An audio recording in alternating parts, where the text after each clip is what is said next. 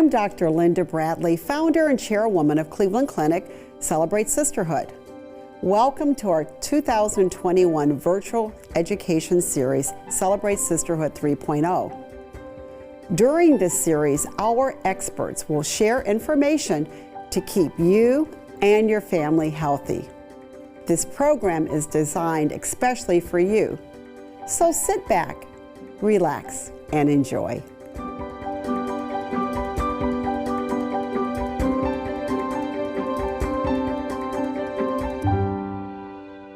Hello everyone, I'm Dr. Linda Bradley, founder and chairwoman of Celebrate Sisterhood. Welcome to this month's edition of Celebrate Sisterhood 3.0. This is a community outreach and education program that empowers multicultural women to embrace self-care and strive for optimal health for themselves, their families, and their communities. This event is pre-recorded. If you have any questions about the information shared today, please email celebratesisterhood@ccf.org. Joining me today is Dr. Deirdre Mattina, staff cardiologist at Cleveland Clinic. Welcome, and thanks, Dr. Mattina, for joining us. Thank you so much for having me today, Dr. Bradley. I'm very excited to talk about heart disease with you. Thanks so much. And a little later, we'll be out at the Cleveland Clinic Stephanie Tubbs Jones Health Center kitchen cooking with Chef Yolanda Ramos, co-founder of Freshly Rooted. Today's topic is culinary medicine. Are you digging your grave with your fork? Your health is an investment, not an expense. Now is the time to take the next step in eating great food to reboot your health. Today, we will demonstrate cooking techniques and share recipes that will slow the progression of chronic diseases and help you to get healthy. So, Dr. Mattina, patients think that breast cancer is their #1 risk factor for death. But what really is the #1 disease that we all need to know about? Yes, Dr. Bradley, this is one of the things that I struggle with in my practice every day, is that women tend to think cancer is their biggest health risk, when in fact, heart disease is the #1 killer of both men and women in America. 1 in 3 Americans are going to die of heart disease. And so that's why I really want to focus on how do we prevent heart disease through our lifestyle measures. So who's at risk for heart disease and stroke? Well, you know what? It's so prevalent that we're all at risk. And really in my practice, I treat everyone as if they have some sort of underlying risk factors for heart disease and how we can improve on them. So anyone with chronic high blood pressure, diabetes, high cholesterol, maybe a family history of heart disease, those are people that are most at risk. And then we can think of even more surprising things that maybe people haven't thought about is women who might have had some adverse pregnancy outcomes, even if they had diabetes or high blood pressure in pregnancy that may have resolved. We also know that they too, later in life, may be at increased risk of heart disease. So in general, everyone is at risk, and we should be treating ourselves as if we are trying to decrease our risk by eating healthy, leading a healthy lifestyle, and trying to really minimize all the risk factors we can. So actually a great point that you just brought up is about pregnancy as a potential risk factor that can lead to heart disease, or a better way to put it, you could be pregnant and have hypertension and diabetes. How does that inform a mom or a grandma who might be listening today who may have had a pregnancy-related complication to manage her future health? Right. I work in a space of what we call cardio-obstetrics, which is high-risk pregnancies or women that have had adverse pregnancy outcomes during a pregnancy. And most commonly, these are preventable diseases like hypertension, diabetes, or obesity in pregnancy. And so we work as a group with maternal fetal medicine, obstetrics and gynecology, and cardiologists to really try to mitigate and minimize these risk factors. Studies have shown us that even women that have had high blood pressure or something called preeclampsia, which is an advanced stage of high blood pressure in pregnancy, which can be manifested by other sort of signs and symptoms of kidney dysfunction, maybe even some neurologic findings of headaches or seizures. When we see those things, we see in the 10 to 20 years after that pregnancy, these women are more likely to die of heart disease. So when we think about women having babies in their 20s or even early 30s, that would be premature heart disease happening before menopause. So it's very important that if you've had one of those adverse pregnancy outcomes, to follow up regularly, either with a cardio obstetrics team or a pregnancy heart team, which we have here at Cleveland Clinic, or to see your primary care family physician to make sure that your blood pressure is staying well controlled after delivery, as well as your sugars and diabetes control. Thanks so much. I remember delivering babies and delivering those 9 and 10 pound babies that everyone was amazed that came through the birth canal or required a C-section. Is it true that if you have a baby born that weighs more than 9 or 10 pounds and or you had diabetes during pregnancy, that you're at greater risk, like by 30 to 50%? Is that still true? Yeah, so we know that gestational diabetes, you are probably at least 7 times more likely to develop chronic diabetes later in life. And we also see that just gestational diabetes also increases your risk of ischemic heart disease in the 10 to 25 years after delivery. So this is something that it can be a little counterintuitive to people, because even in pregnancy, they may or may not have been giving any meds for diabetes, and it's assumed that it's controlled or resolved after delivery. But in fact, we see this residual risk over time. And so it's very important to work on these risk factors.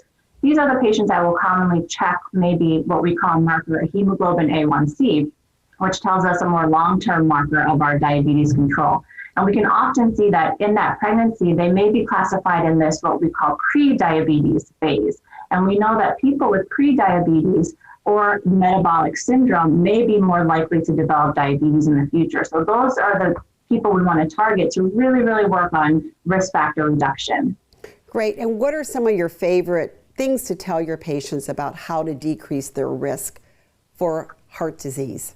Well, I think the most important thing is you have to be educated. And what I say is to know your numbers, just like the American Heart Association has sort of a plan to know what your numbers are and what the risk factors for heart disease are.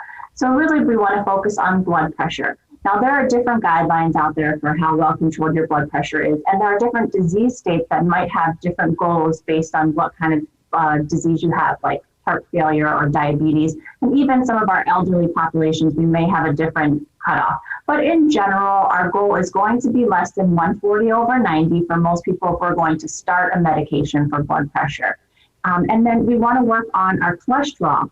We look at what we call the good and the bad cholesterol. The HDL, which we think of as our healthy, that's why HDL, our healthy or good cholesterol, which is protective for us. We want that to be above 50 for women and above 40 for men.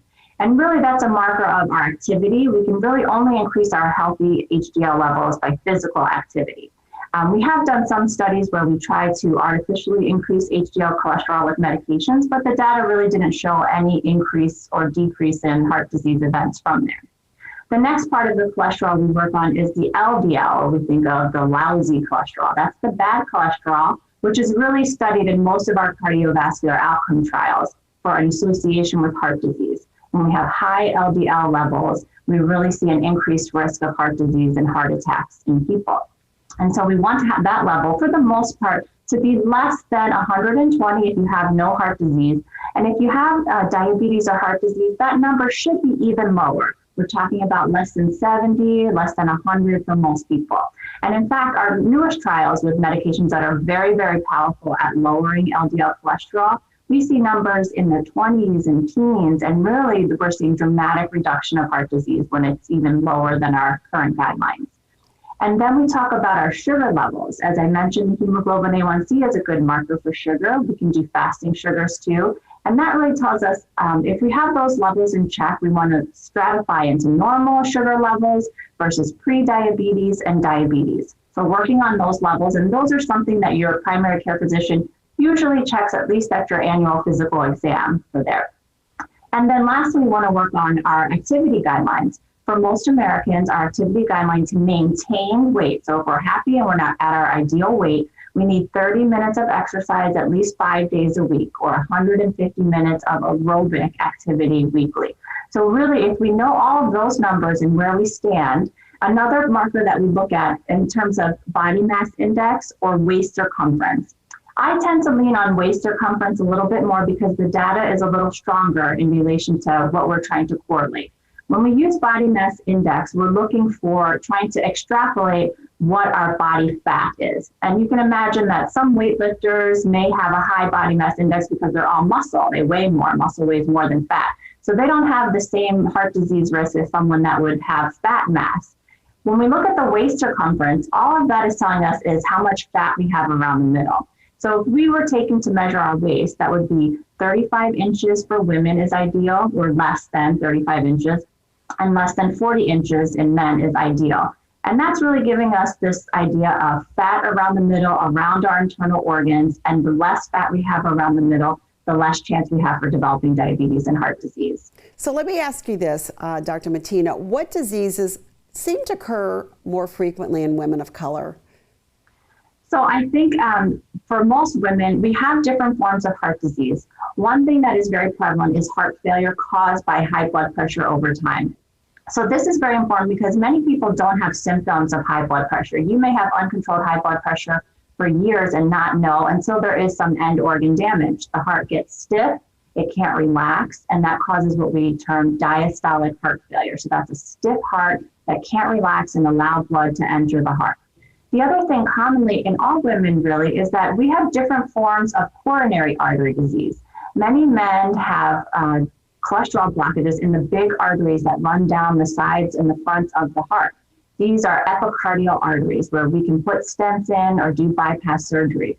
Women, on the other hand, tend to have dysfunction in what we call the microvascular system. These are the tiny sort of branch vessels that come off of those epicardial arteries and then dive down into the muscles of the wall. We have many more microvascular vessels than epicardial vessels.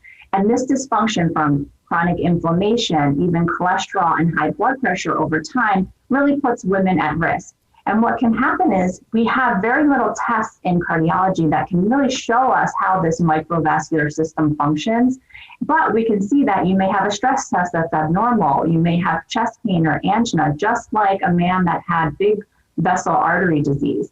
And when we do these tests, they look normal, as they say, and we're labeled as crazy. You must not be having chest pain. Everything looks fine on your heart catheterization when we're looking at your arteries. But we do know, in fact, that even this dysfunction of these small vessels can really create problems for women over time. It creates increased hospital utilization because of symptoms, and they actually have very high outcomes of cardiac death as well. Very good advice here. Let me just ask you, for people of color, what advice would you give to help to decrease racial disparities in people of color? Yes, well, one thing is I do think that we obviously need more physicians of color to really reach out to the community, because there is data to show that if you see a physician of your background, you are more likely to sort of follow the advice of the physician. So I think meeting our patients where they are would be one step. And then in that same vein, it's sort of developing that trust with some of our patients of color. There has been definitely some hesitation on the side of many African Americans from our past history and indiscretions in medicine. And so developing that trust really is important between a physician and their patient. And I think in general, sort of getting this concept of preventive medicine, that can be tricky for a lot of my populations of color. Because we really think that why would I take a pill if I don't feel anything? I don't have a headache. I'm not having a stroke. I didn't have a heart attack. And so that concept of prevention, in America, we're really built on what I call a sick care model. You wait until you're sick, and then you go to the hospital and you try to fix all the things that have been wrong for 30 years. And that's very expensive when we try to backtrack and delete all the things that have happened.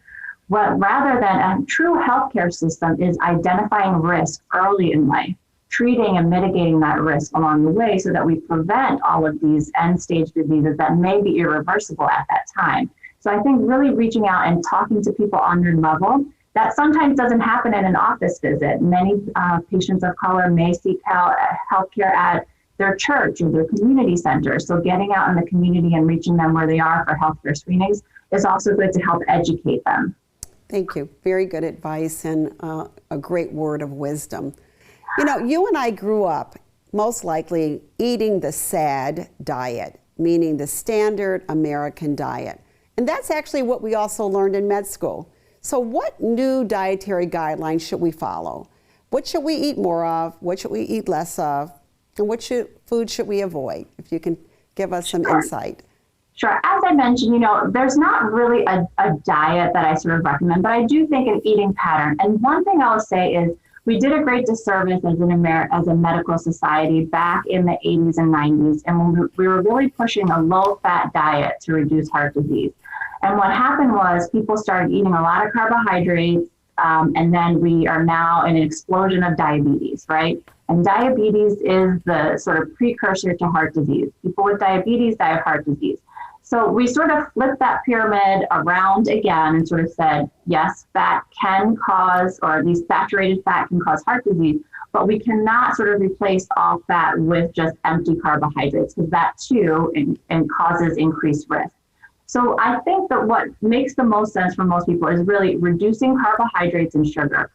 Another thing that has popped up over the last couple of decades is that we're consuming sugar in the form of sugar-sweetened beverages, which we didn't have so many choices as we were growing up. And now almost everything you have, from tea to sports drinks to soda, all of these sugar-sweetened beverages, people are consuming a lot, and they're really drinking a lot of their calories today. So if we can reduce sugar-sweetened beverages, reduce carbohydrate and sugar intake, and then at the baseline, 95% of Americans are deficient in fiber. And that's because we don't eat enough vegetables. Now, I know people always tie fruits and vegetables together, but most people like fruits. It's sweet, we're addicted to sugar, we're going to eat a lot of fruits. And that might not necessarily be something, especially for someone trying to watch their sugars, that they need to incorporate more than 2 or 3 servings a day of. But fiber, on the other hand, have at it. You can have as much as you want. It's going to make you feel full. It actually helps you process the sugars and reduce that fat deposition around the middle because you're burning off those sugars. So if I had to sum it up in a pattern, it would be definitely more fiber in the terms of vegetables, less carbohydrates and sugars, and definitely less sugar-sweetened beverages. Those are great tools of wisdom that you've given us. When you think about fiber, do you look at that for patients who eat a high fiber diet as being considered nutritionally dense, which makes you more full, you get early satiety? Is that one of the reasons that fiber is so important in the diet?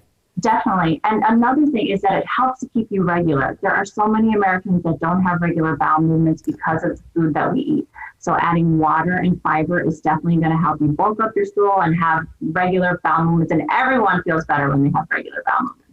Great. It's not always what you eat, but how much we eat.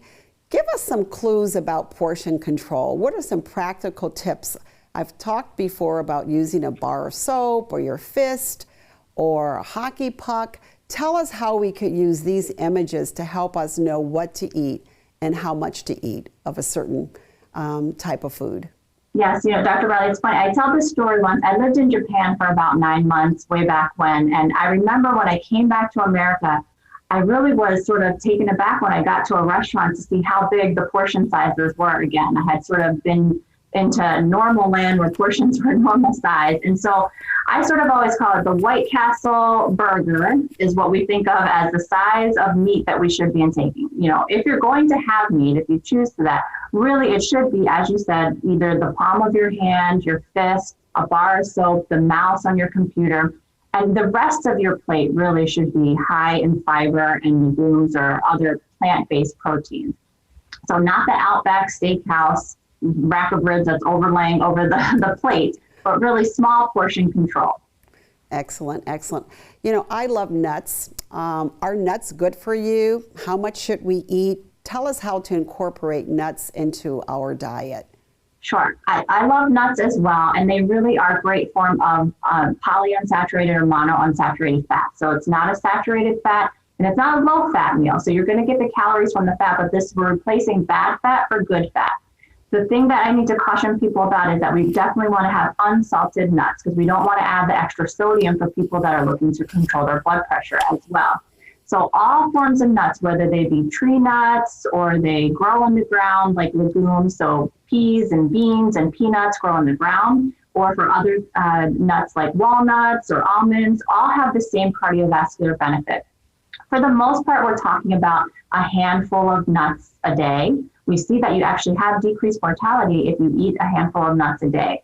So I think that's a good sort of snack for people too, instead of reaching for the bag that we're going to pop open, a processed whatever snack. a bag of unsalted nuts or something, or a handful of that a day is a good snack for the day.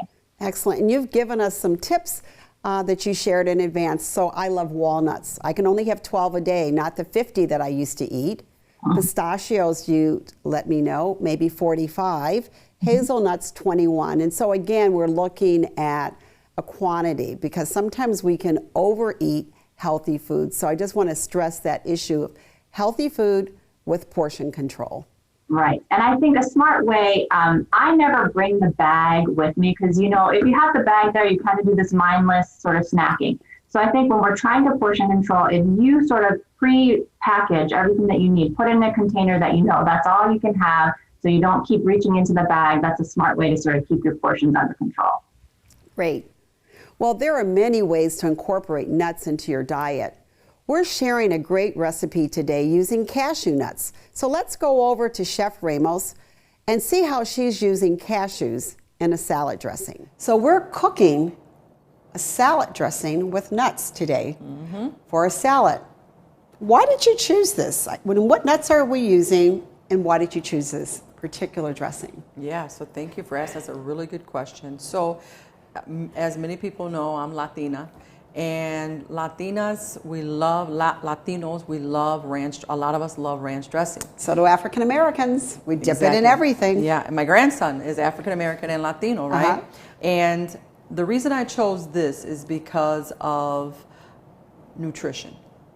Nutrition, right? When you read a label from Hidden Valley Ranch, no punt for them, no criticism for them. But if you look at the back of that label, where's the nutrition? If you can't pronounce it, you shouldn't put it in your body. That's right. They said if a kindergartner can't read what's on the label, don't eat it. Right. So that's another reason why we chose ranch. That's the main reason we chose ranch for this beautiful Asian green salad that we're going to do, is because it's culturally relevant. Excellent. Well, let's get to it. All right. And you'll tell us more. So what's the nuts that you chose and how did you prepare them? So we chose cashews. Cashews, as you know, is loaded with protein. It's a healthy fat, right? Sustaining. And how we prepared them is we soaked them. Okay. And the reason we soaked them is because they have a phytic acid that protects them. And a lot of people, even myself, I just learned that cashew nuts are not necessarily nuts. They're seeds. Okay. Okay.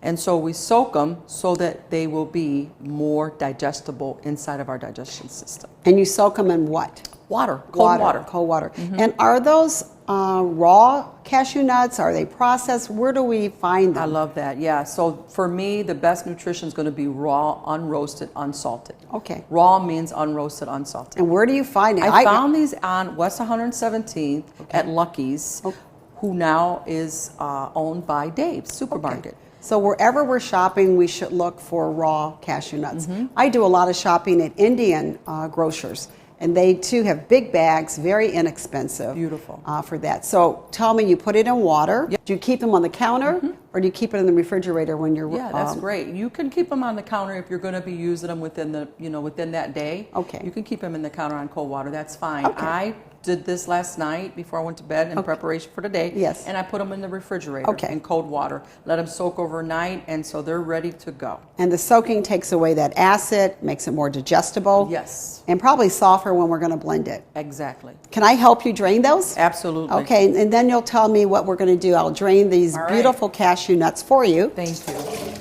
I brought some dried ones too, so folks can kind of just see what the raw looks like. It's raw. There's no, it's not roasted. Roasted will darken the color, right? There's no salt on them, so they're raw. Okay. Okay. Excellent for people with high blood pressure issues for that salt, right? So we're just going to go ahead and we're going to move this over, and we're going to put it in a high-powered blender. Okay. Put those in. All righty. Thank you so much.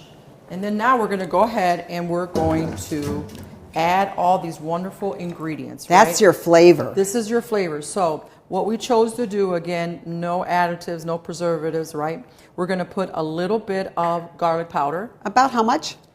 Everything's in that recipe. Okay. So this is about 1/4 teaspoon to half a teaspoon. Okay. Onion powder or granules, right? Okay. If you don't have the granules, you can use onion powder. Okay, thank you. All right, a little bit of pink Himalayan salt. And then we have some celery seeds. Again, the recipe is going to be provided for all of our viewers. Dill, dried dill. You can use fresh herbs if you don't have the dried. You can use the fresh.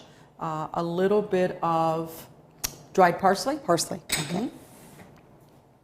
And then apple cider vinegar. Apple cider. Not distilled, not white vinegar, but apple cider. Yes. Okay, perfect. Okay. And I'm going to put a little bit of fresh cracked black peppercorns. Start out small because, why? Because you can't take it out once it's in, right? True, that's true. And a little bit of lemon zest. Again, utilizing that wonderful gadget here of the microplane, right? You could do it right over top of the blender. Okay. That's beautiful. So simple to use. It'll give you the flavor and the oils. Yes, oils. And the wonderful essential oils, absolutely. And again, I chose to use organic for the citrus because I'm using the zest. Okay. And you used a few teaspoons of that. Yep. Okay. I just put. You can start out with maybe a quarter of it, and then just add according to your preference. Okay. Excellent. Okay. And then I like to put a little bit of Worcestershire in there. It just gives it a nice added touch. Okay. That's a special sauce in so many chef recipes. And you can start out with just a quarter of a teaspoon. Okay. And that's it. So we're going to add the water, cold water, about a half a cup of cold water. Okay. Could you use, if someone is a vegan Worcestershire sauce? Absolutely. Okay. Absolutely. Or coconut amino. Oh, that's true. Okay. All right. So we're going to go ahead and we're going to blend it. All right. The nice thing, this is a Vitamix. The nice thing here is you can control, right, that blade.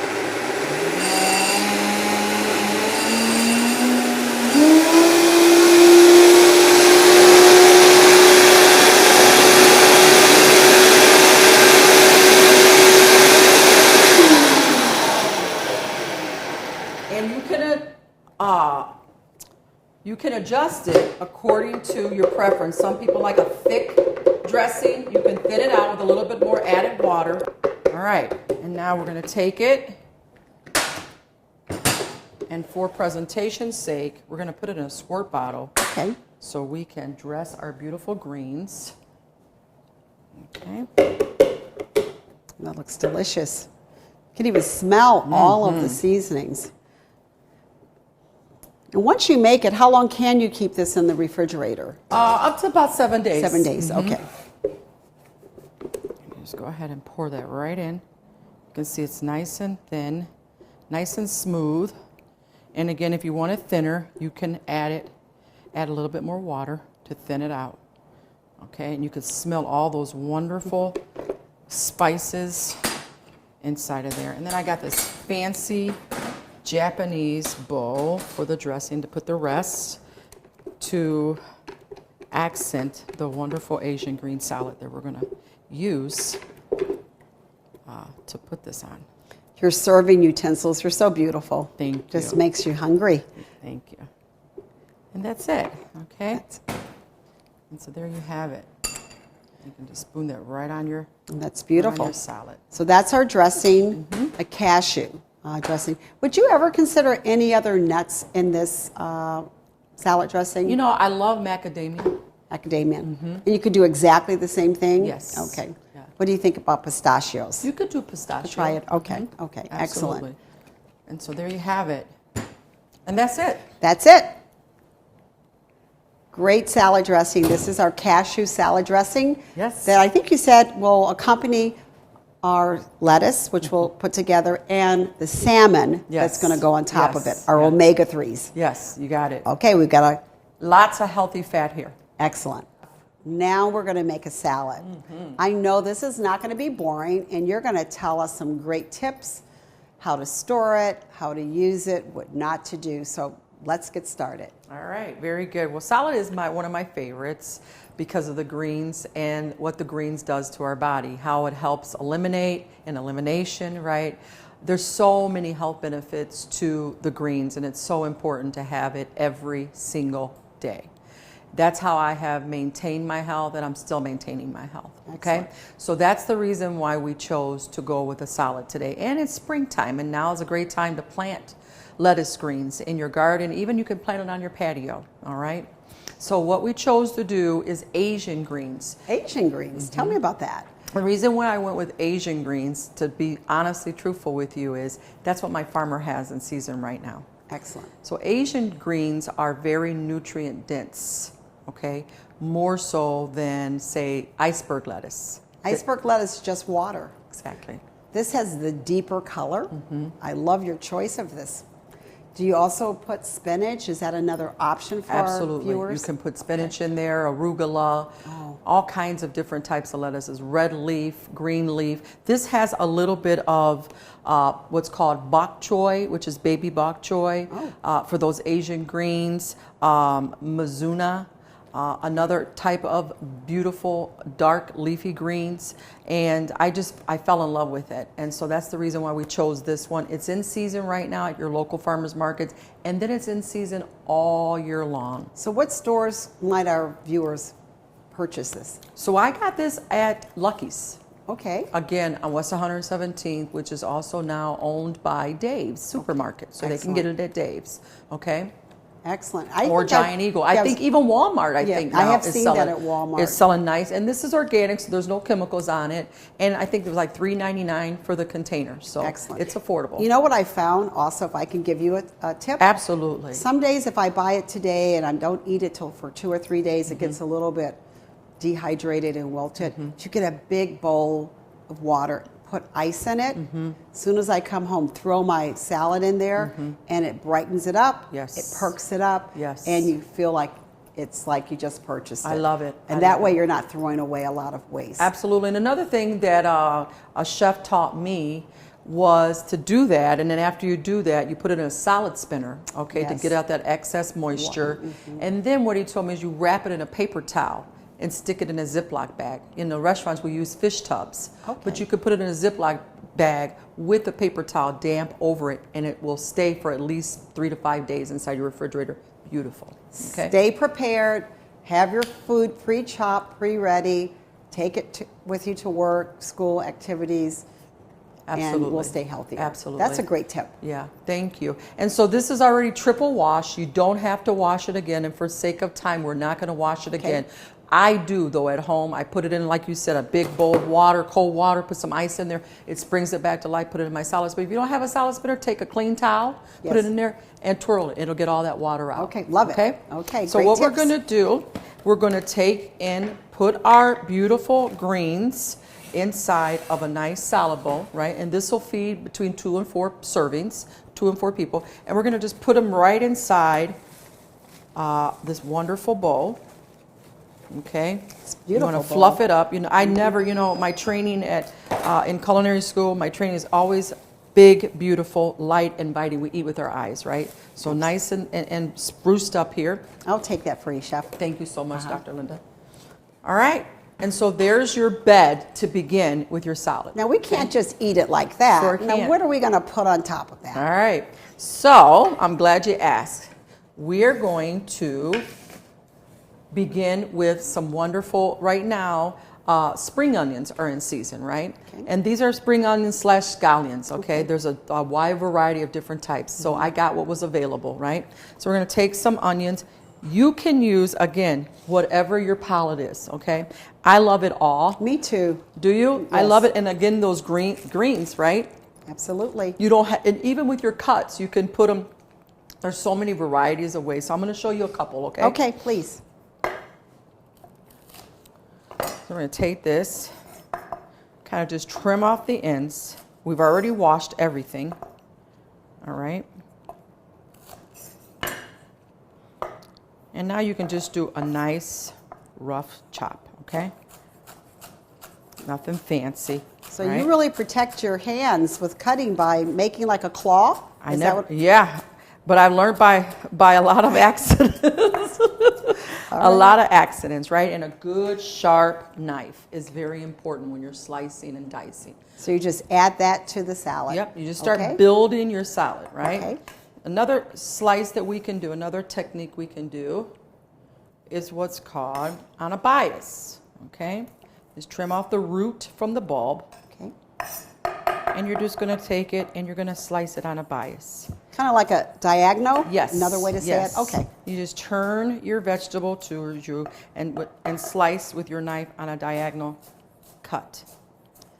Okay, and this just is very pretty for your presentation. Looks like restaurant quality. Yeah. And the next thing that we have here, we have some carrots, right? The beta carotene, all the Good for your eyes. Excellent, yes. Okay. And so we're going to do something that I like to do. This is a vegetable peeler, right? Okay. These are those little kitchen gadgets that make your life so much easier. And where do you buy this from? So you can purchase these online at Amazon, Okay. okay? You can purchase these at Walmart, Target, okay? Anywhere that sells kitchen equipment. So you said this is a vegetable peeler. This is a vegetable peeler. About how much does it cost? $5. Okay, Okay, perfect. maybe a little under $5. Okay, perfect. All right, so we're going to peel it first. These have already been washed. So we're going to peel it, okay? You can save all the peelings for composting. You can save the peelings for stock, Oh, yes. okay?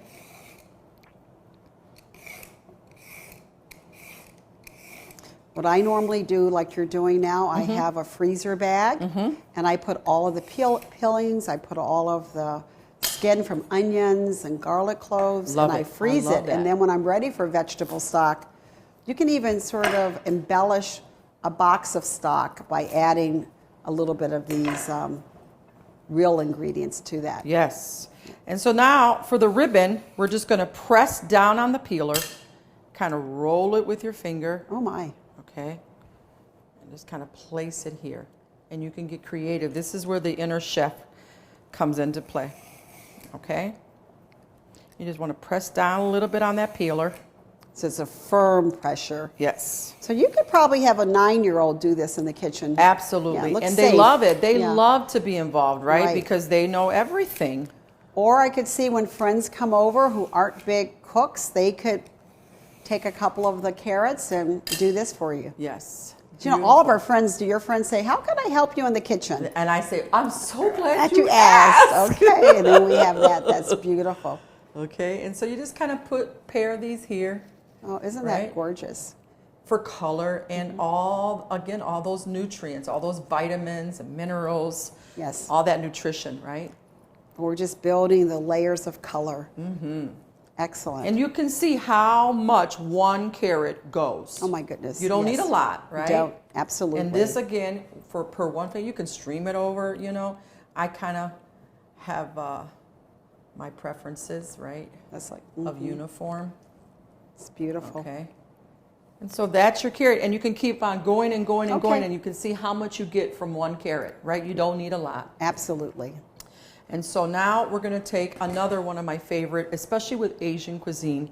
This is a Daikon radish. Daikon, D-A-I-K-O-N? Correct. Radish. I know nothing about that, so I'm going to have to say tell me more. Okay. So it again is really popular in Asian cuisine, right? Radishes, as you know, is very great for the digestion system. Absolutely. Okay. So it helps break down the greens, right? It's amazing. You can cook these in any kind of way. You can grill them for the summer. Oh. Okay. And you can also eat them raw. Eat them raw. What's the taste if they're raw? So this radish is a lot milder than your typical red radish. Okay. All right. And it has a little bit of heat, but it also has a little bit of sweetness. Excellent. Okay. And when you look for that in the store, is that what it's going to look like, or have you already peeled Nope. it? This is exactly, you're going to see these still the little roots still on there. Okay. It's going to look just like that. Sometimes they're huge. Sometimes they're smaller. You can get them down at the Asian market over on Payne. Okay. And you can get it at pretty much any local grocery store now. And how long would that, if you buy it on a Saturday, how many days will it stay firm? This will last. It's a root, so it's going to last forever. Like a sweet potato. Yeah. But it has to be refrigerated. I refrigerate mine. Okay. Absolutely. In the plastic? And, No, you can put it in a crisper. Crisper, You okay. can put it in your crisper Just inside. like that, without just like putting this. it. Okay. Or you can also put it in a plastic Okay. and seal it up and keep it in the refrigerator. Okay. Okay. So now we're just going to peel it like we did the carrot. Okay. Get all those roots off. So that's an important step. Excellent. Okay. And then you can use the same vegetable peeler, right, for the beautiful ribbon. You can do julienne. So I'm going to show a couple of things, all Okay. right? This You is have one of, so many toys. This is Oh one of my God. favorites Okay. too. This is one of our julienne graters. Okay. Again, you can purchase this online at Amazon or any local retail shop Okay. where they sell kitchen gadgets. Okay. Is that something that's going to last me a lifetime? This will last a long time. Okay. Actually, this was one of my colleagues. You know, he sold me his whole bag, and this was in there. So Okay. I love it. Okay. And so does everybody else. Okay. That tastes the Alrighty. food. So you can just go down, hold it, go down, and automatically you get those wonderful Emily- julienne strands. Okay. Oh, I'm going to taste this. Delicious. Isn't A little it? spicy, but not hot. Deep flavor. Great crunch Beautiful. and filling. Perfect for spring, right? Excellent. So What we're do just I keep saying? Better than my chips. okay. Yeah, you're right. So we're gonna go ahead and then we'll just kind of begin to build the salad, right? And so you can use this. And if you don't have this right now, don't worry about it. Don't let it be a reason for you not to enjoy this wonderful vegetable here. You can use your again, a nice sharp chef knife, all right? And then for that, all you would do is just square it off, okay? Get you a nice square here. Kind of making planks. Yes. And you want to do a nice julienne slice with your knife. If you don't have that, no reason, no excuse not to get all that goodness and nourishment inside. Okay? And you can Beautiful. So Daikon Radish. see Daikon radish. Daikon. Yes. Daikon. Yep. Okay. Okay. So that's that. And you can see how much, again, one goes. It goes a long, long way. Absolutely. All right? So that affordability is there for healthy eating. Could I ask you a quick question? How would Yes. you grill that? How would you grow it? Grill. Oh, grill. Oh, beautiful. So I would grill it. I would, again, do those nice planks, as you call them, Okay. those nice thick width. Yep. Put a little bit of olive oil on there. And today we're going to do that seasoned seared salmon with that everything bagel would be phenomenal in, again, continuity with the Asian theme. And cook it just a little You bit. would just grill it just a little bit, and they're wonderful roasted as well. Roasted too. Okay. In the oven. In the oven. Okay. All right. All right. Okay, so that's that. We'll move that here. And then my cucumber. This is the last thing, right, is a cucumber. Okay. So we're gonna just trim it. Again, we'll do a couple ribbons. All right.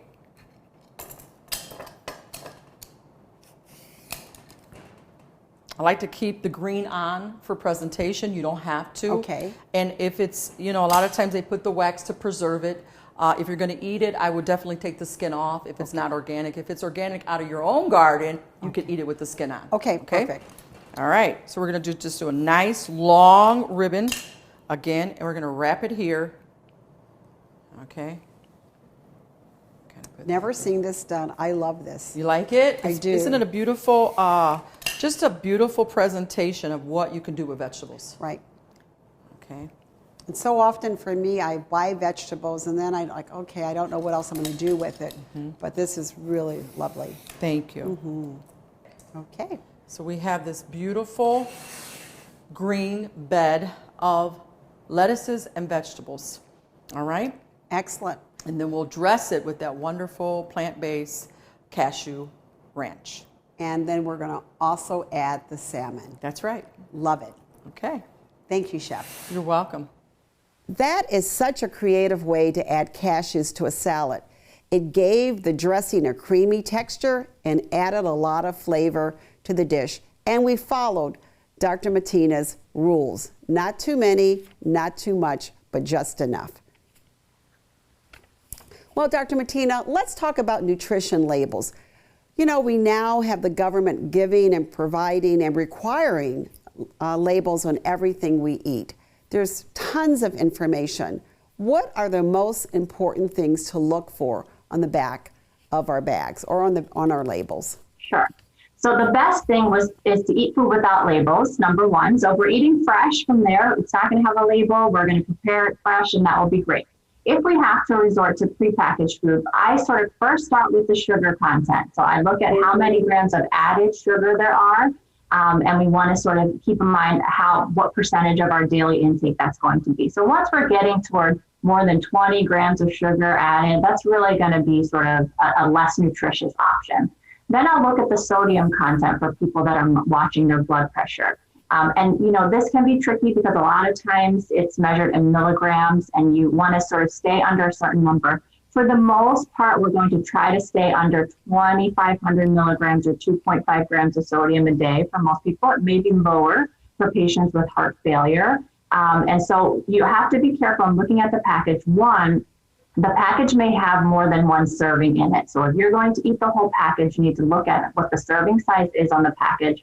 And then you may have to add or multiply depending on how much you're going to eat. So the sugar, the sodium, and then I'll look at the saturated fat.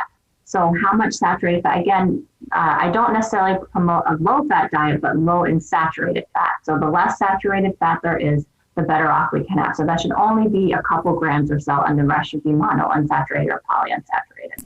Thanks. Good advice. And I'll make sure that next time I see you at the grocery store, I'll see that you're looking at your labels. Thank you. Everyone's talking about the Mediterranean diet. What is it? What does it look like? And tell us about that big study that was done using the Mediterranean diet to kind of give us some conclusions and what can we learn from it? Sure. Well, the Mediterranean diet is something that we've been trying to encapsulate into a bottle for years. And really what it does is, when we live in the Mediterranean, you're living near the sea, so you have a lot of intake of fish or fatty fish as your primary source of animal protein. So it focuses less on red meat, even less poultry and things, but fish is the primary source. So we're getting a lot of omega-3 oils from that fish. It also allows for moderate alcohol intake, which some people find healthy as well. So this can be, in Mediterranean diet, it's mostly red wine, but it can be any form of wine. And even any alcohol in moderate intake. So that would be less than 2 glasses for women and men a day. And then the other thing is that it is high in vegetable intake. So we're getting that fiber intake because of that. And it's very low in dairy. And so I think it's very good for especially women or other men that may be having chronic inflammatory disorders like lupus or rheumatoid arthritis or any inflammatory bowel conditions. Really cutting back on that dairy can reduce total body inflammation as well. And the big trial that we have for information on the Mediterranean diet was the PREDIMED trial.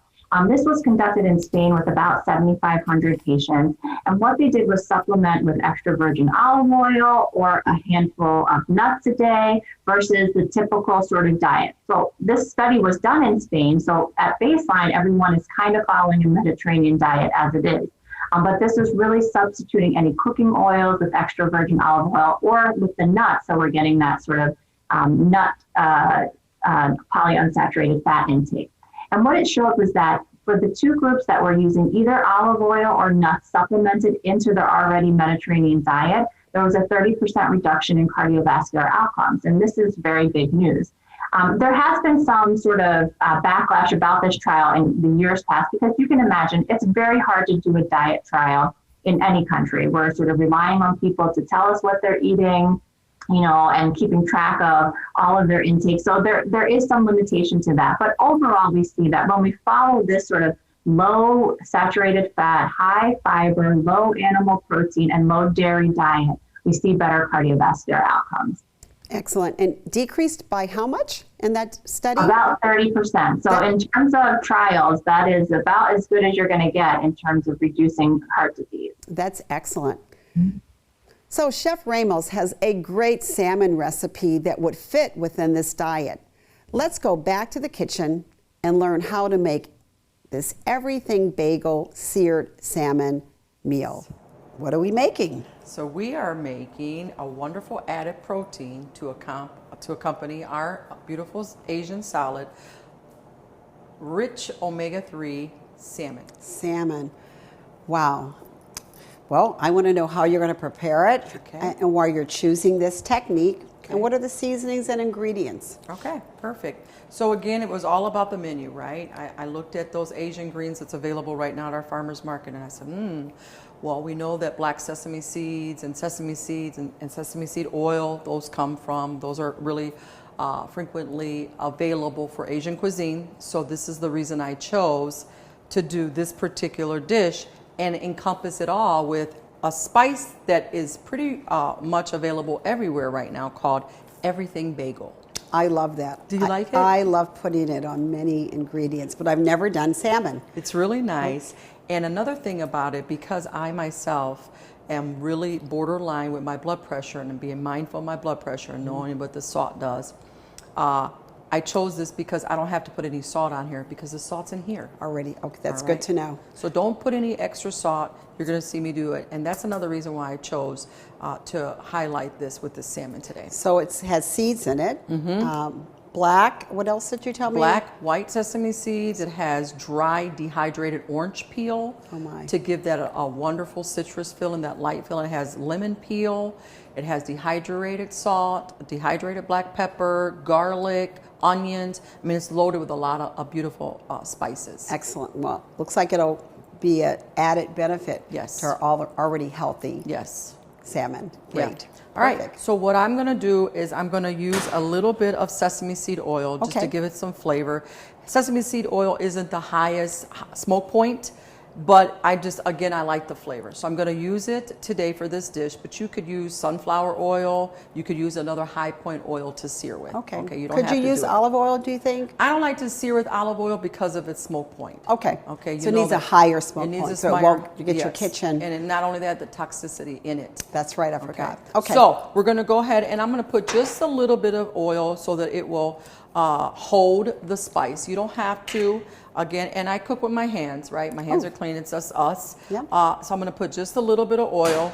I teach when I teach my cooking classes, cooking with energy, right? Okay. From whatever state you are in, when you're in that place of calm, it's transferred into your food, right? That's why sometimes you'll say, "Ooh," you'll hear somebody say, "Ooh, you put your foot in that," or "Ooh, you cooked that Yes. with love," right? Yes, yes, it's yes. true. Wherever Okay. you're at, that's transferred into your food. So Okay. we're gonna go ahead and lightly put some oil on there. And now our pan's already getting hot. Okay, you wanna get that pan nice and hot. And if you would open that, Doctor. Oh, I'm sorry. absolutely. It's gonna be a little oily because Here you go. Oh, and it has its own shaker. Yep, it has its Okay. own shaker. Okay. And you want to try to get it, up high for even distribution, but you want to make sure that you're getting it on the salmon and not all over the board. Okay. All right, and it's a little tricky, but it's okay because you can always go back and pick it up and put it on there. All right, now. Do you do the back? Do you do the skin? And that's where I was going to go. Okay. No, it's fine. Some of us don't like the skin. Some people like it, some people don't. When you're searing salmon, it's good to score that skin Okay.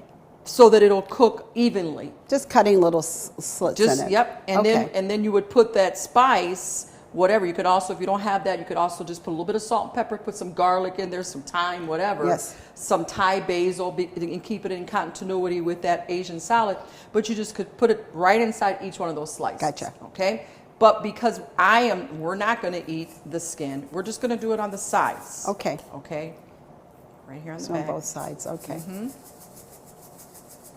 And you said we're going to cook with the skin down, flat first. Okay. No, we're going to do it first with the flesh. The flesh, what I mean, skin, Yep. flesh side down. Flesh side down. Yeah. Yes, ma'am. Okay. Okay. And the last one here.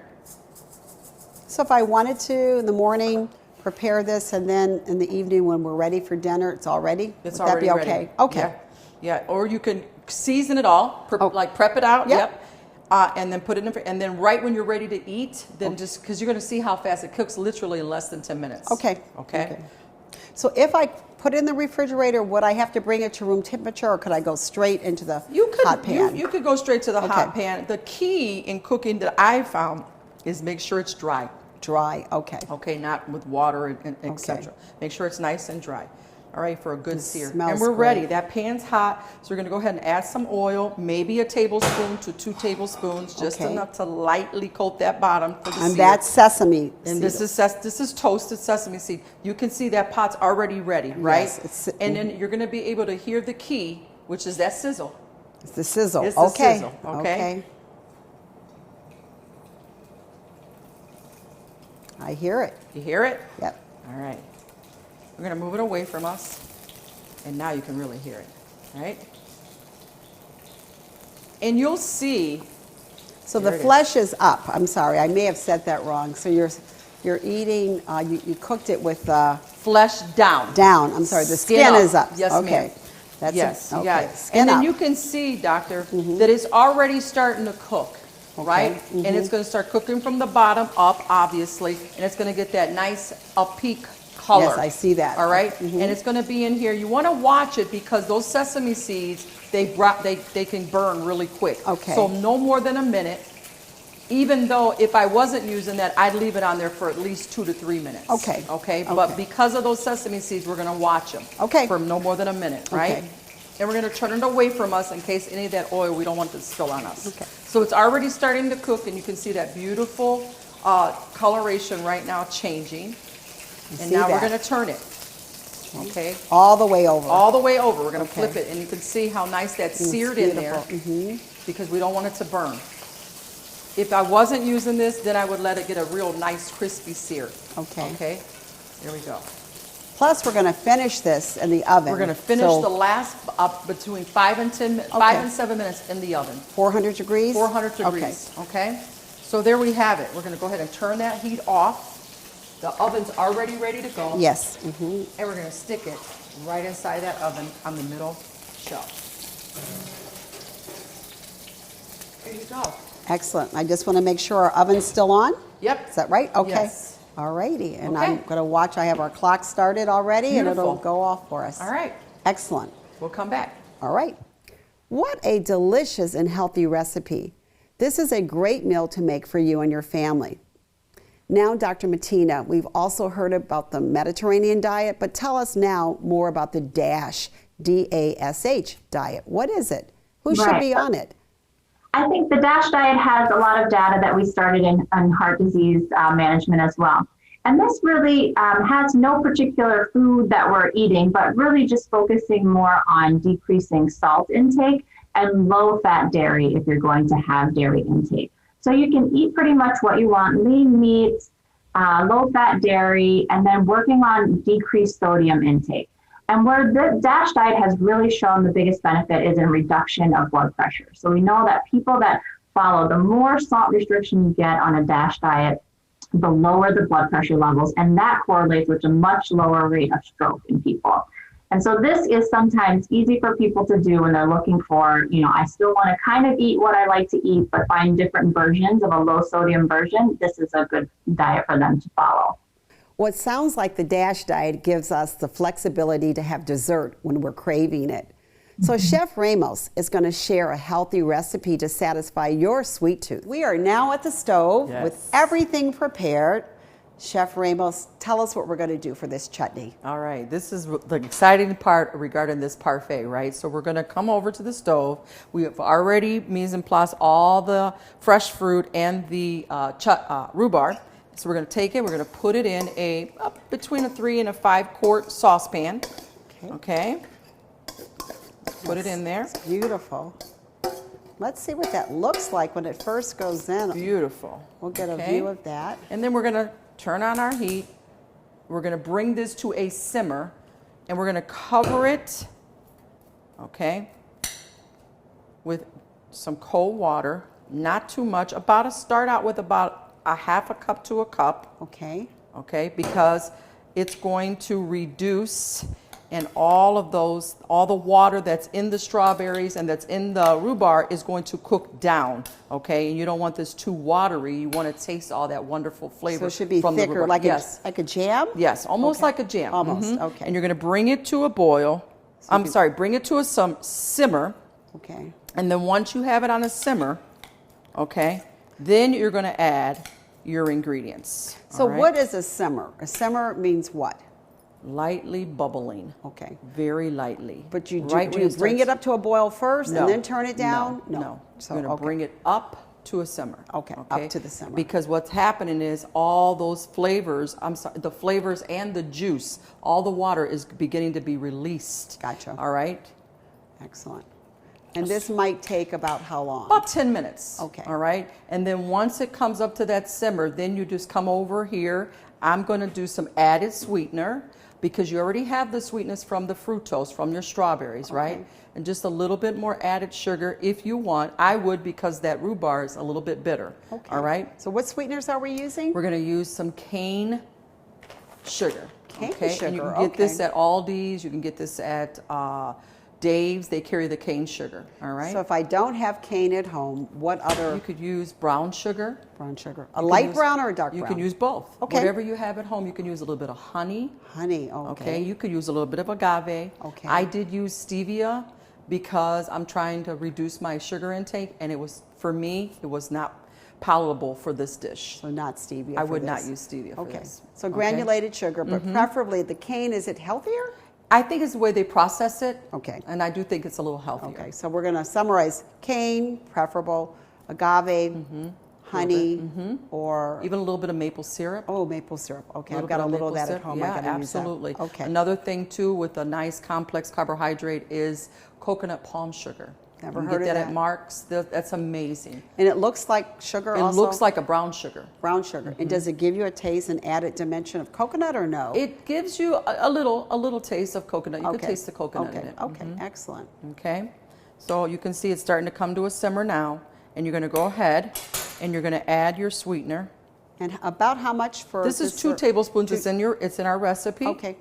Okay, 2 tablespoons of added sugar, and then I love this. This is some zested ginger that we did. Now, at what point in this? So we've been The last 10 minutes. Okay, so the last 10 minutes. So you're the gonna add first it. thing, we're going to have cooked the rhubarb and strawberries down about 10 minutes. Yes. For TV, we're going to speed this up a little bit. So after 10 minutes, you added the cane sugar. Yep. And then at about what point? Because this is The going to take last about 10 20. minutes. I would do it the last 10 minutes. I would add my ginger. Ginger. Okay, so and we're we've gonna already fast forward zested to the ginger. this is about a 1/4 teaspoon Okay. to a 1/2 teaspoon of ginger. I love ginger. Me too.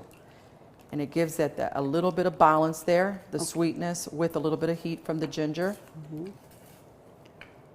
And it smells so amazing. I can, yeah, we need smell-o-vision. It's really good. Beautiful. And then you can add just a pinch of salt to bring out that flavors. And this would be about at 15 minutes Yes. of cooking, a little Yep. pinch of salt. Yep.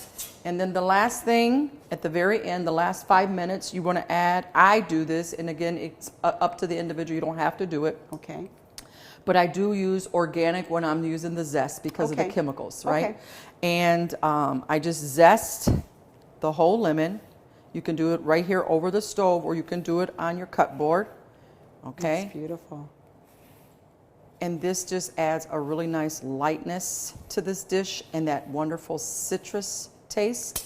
Okay. And that's it. Good. We're going to stir that So in. you would have used a whole lemon. I used a whole whole lemon, lemon, the because zest, you've okay. got 3 cups of Okay. product here. You have your strawberries, 2 cups, and then you have your rhubarb. Okay, so a zest of a whole lemon. Okay, perfect.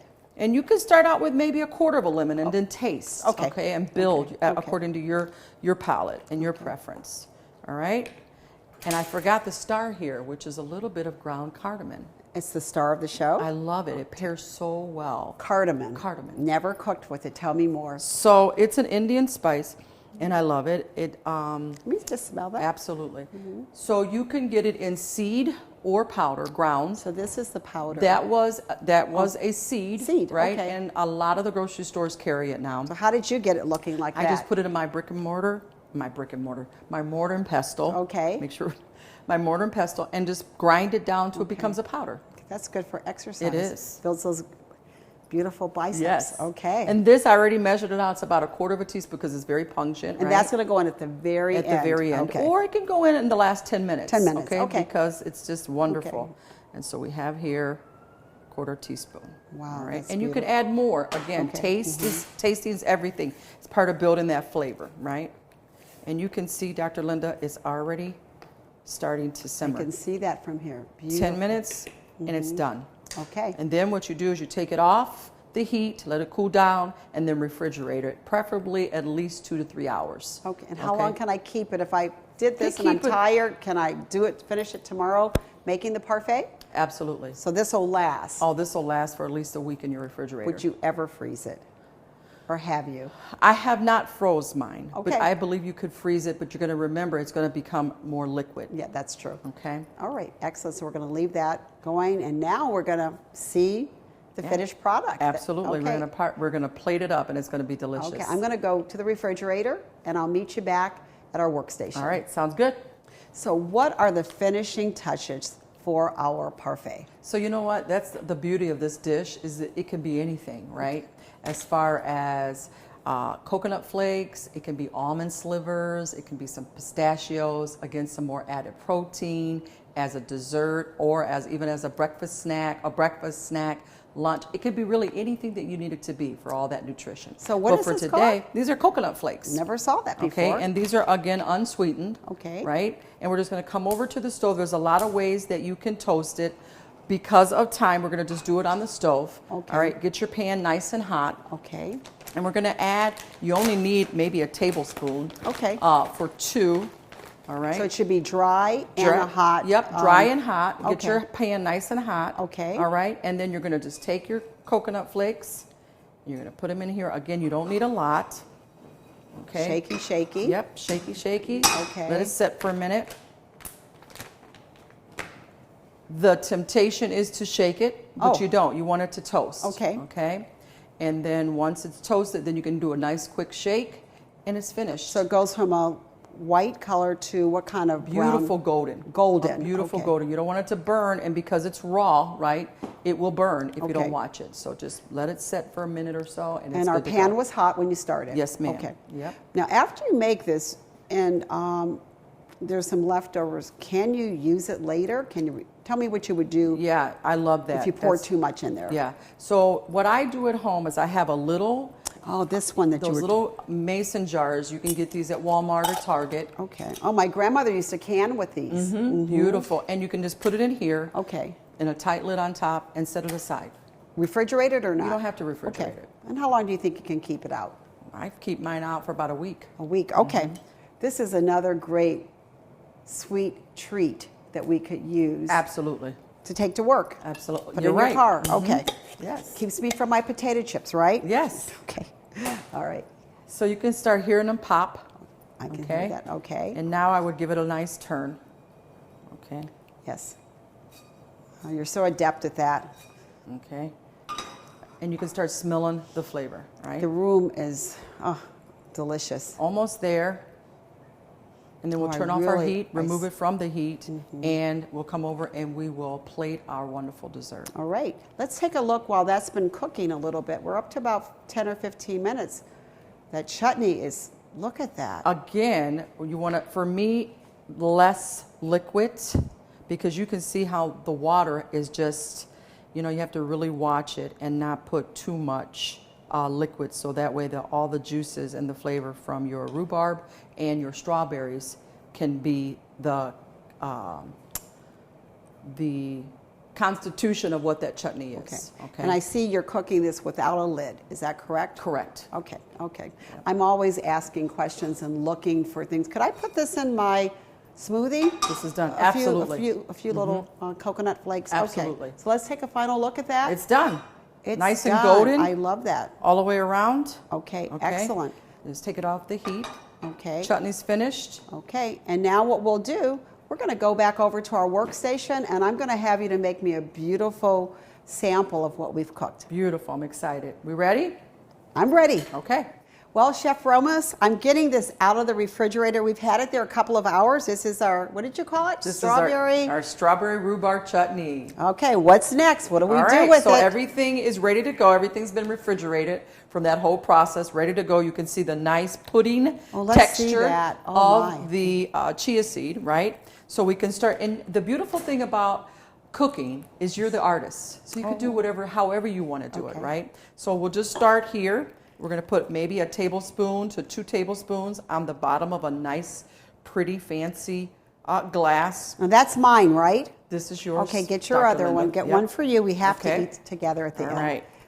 So we were going to just put that in there. So this is the chia seed and the almond milk. Yep. And we're Okay. going to take, this is Cinnamon. another little thing that I like to do to add dimension for a parfait. I took a little bit of unsweetened, again, watching the sugar content, plain dairy-free yogurt. Okay. And I'm going to mix it to give it a different color, a different dimension of the color for presentation of the parfait. Excellent. So just a little bit, maybe a tablespoon to 2 tablespoons there. Okay. And we're going to add just a little bit of this wonderful chutney for color Into the yogurt. into the yogurt. Okay. Yep. If you didn't want to, though, you said you didn't have to. You don't have to do Okay. it. Yep. Okay. Some people, may not like that, and some people may love it. And you can see now how these colors are going to vary in the It's very pretty. dimension of this wonderful dessert. So now you just take that, Oh, it is lightly gorgeous. just layer it on top of that. Okay. Same thing here. You're a surgeon. Look at this, so precise. Put that there on the side. And then the next, I will take a little bit of the chutney. You just start building and you play with it, right? Right on top. So that's the chutney that we cooked for about 20 minutes. We cooled it, and now look what it looks like. Yes. Excellent. It's gorgeous. And let it cool and get good and cold. Okay. You can make this the night before. Okay. Okay. So in total, you have probably a tablespoon. Okay. Right? This is a little spoon here. Okay. And Gorgeous. then we're going to go back now to these dark, beautiful chia seed. And that gives you a lot of fiber. It does. And Dr. Mattina talked about the importance of fiber in our food. Mm-hmm. So, I mean, we're building on this whole seminar of all the things we are doing to keep healthy. So more Yes. fiber makes you full. It's excellent. Absolutely. Great if you're trying to lose weight. And who isn't, right? All right. Okay. And again, not a lot. So in totality, maybe two and a half tablespoons here you have, right? And we're going to go back. Now you can add a little bit of, this is another one of my treats. Now, what is that? This is an oat base. They also have coconut based. They have almond based. Cool Whip, whipped cream. Whipped right? cream. So this is not the standard. This is just fancy. Again, it's great for if you're looking for weight loss, diabetic, obesity, right? And especially for joint pain and stuff like that. The dairy with the with arthritis, right? So just eliminating dairy, if that's something that you choose, this is a really good alternative. Okay, so it's oat bran. I want to just oat bran. Based. Oat based. Oh, oat based. From oat milk. Okay, gotcha. Whipped topping. Yep. Never so saw we're it. gonna just go Okay, ahead and okay. we're going to put a little bit of that on here. Okay. Oh my.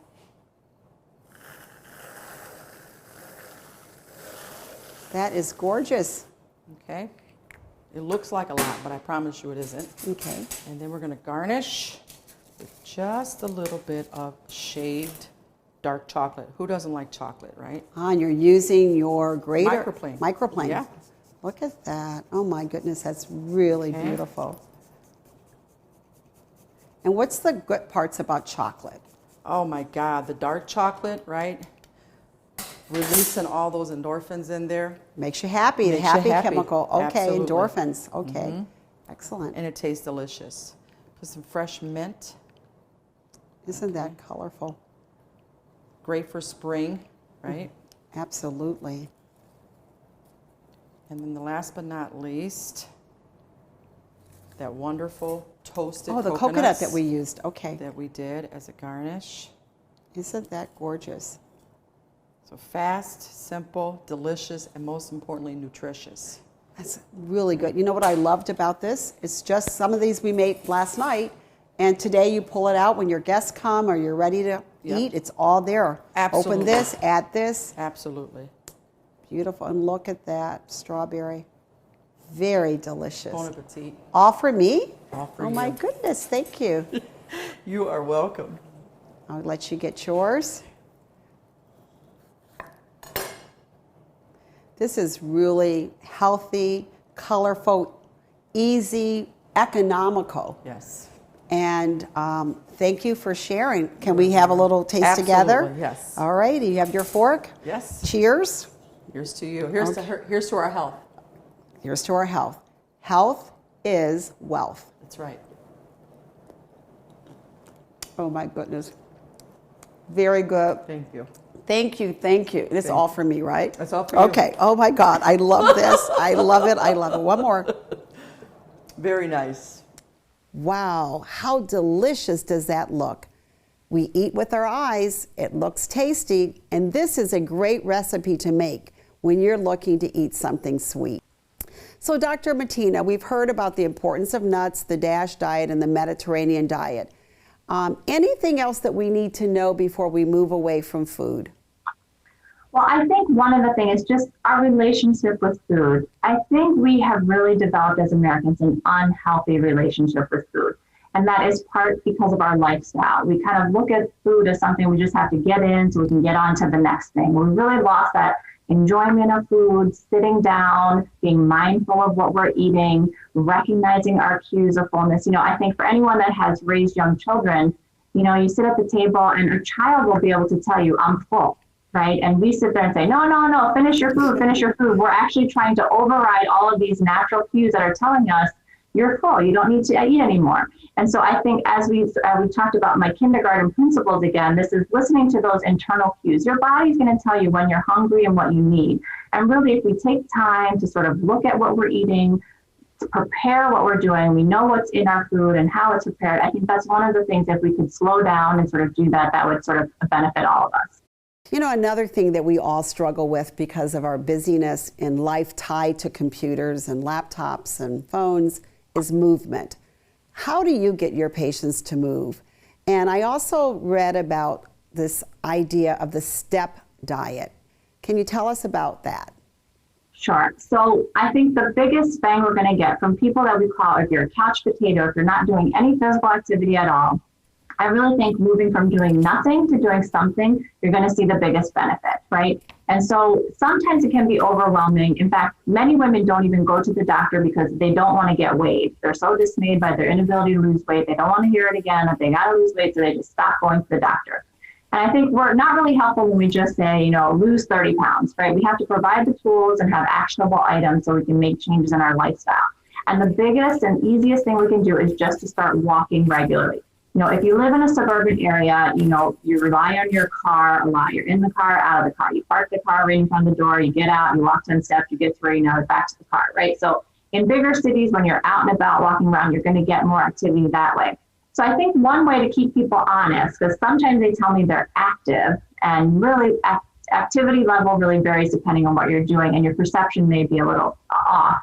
Is to buy some sort of pedometer, Fitbit, Apple Watch, whatever you have available in your resources, and just start counting how many steps you get a day. Most people are surprised. Even for me as a physician, I spend a lot of time at my computer. Even though I'm running between rooms, I probably only get 5,000 steps a day in my daily day of just doing my job. So I have to work out in order to get to that 10,000 step goal a day.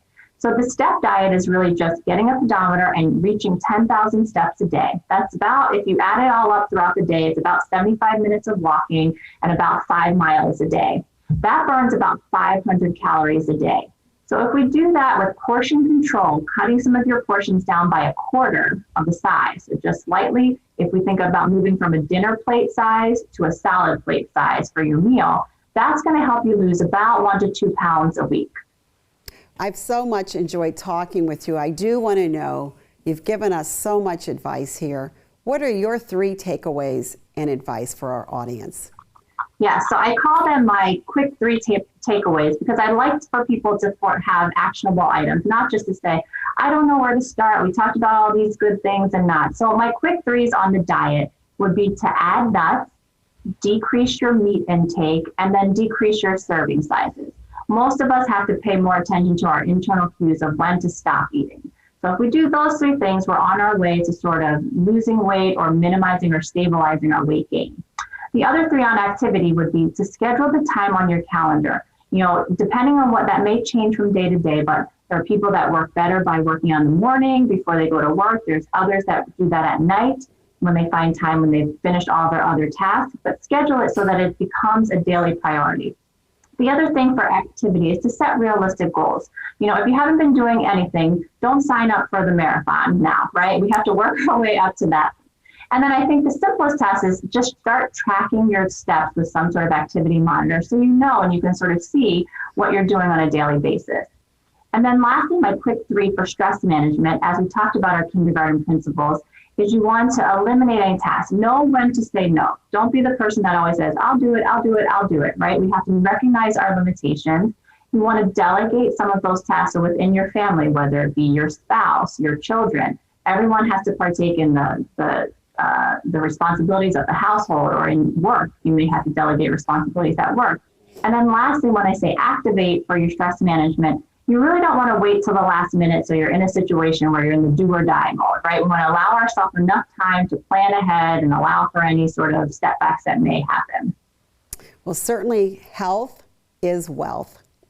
So I'd like to thank you, Dr. Deirdre Mattina, for sharing your time and expertise with us. Thank you. It's been such a pleasure, Dr. Bradley. Just love having you here. And thank you to all of our viewers for joining us for this program. We hope you've enjoyed today's session. A copy of this session, along with all of our archived events, will be available on our website, including our recipes. So go to our website, clevelandclinic.org/Celebrate Sisterhood. Just a reminder, this event was pre-recorded. If you have any questions about the information shared today, please email celebratesisterhood@ccf.org.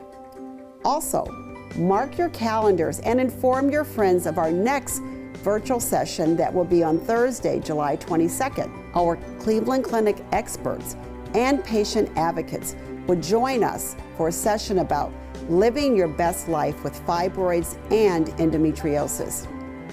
Visit clevelandclinic.org/Celebrate Sisterhood to register. Remember, we are all in this together and here to help you. If you need an appointment with a Cleveland Clinic provider, please call 866-320-4573 or visit clevelandclinic.org/appointments. Please stay healthy, stay safe, wash your hands, and wear a mask.